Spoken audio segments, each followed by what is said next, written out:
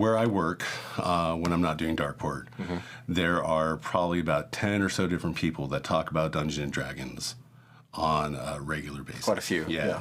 And one person starting their own vampire game. We've got 4 different D&D games. Everybody wants to talk about their character.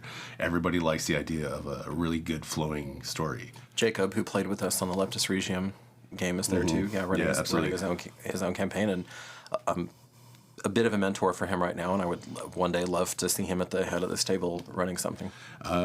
He would probably enjoy that, actually, very much so. I just think that when when a group of players actually love what they do and love being in the world that they're embodying, that the trend can only go up from that point. There's a certain onus on the storyteller and the GM Absolutely. to actually give them a world that they can work with, right? But just as much, it's just as vital that Nalishli, Merrick, Titus, me, everybody, we all do our part in forming this beautiful story that has nuance and depth to it, and that makes you think about things critically.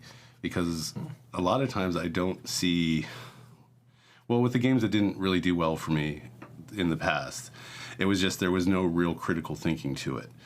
So it's like as storylines get better and more evolved, and television becomes better and more involved, people start watching that and digesting it. That sparks their own imagination on what they can do with these things, and then they just move it along to that point. I think that it will get much better. So I hope you're right. One of my central premises for Darkeport is better stories, better humans.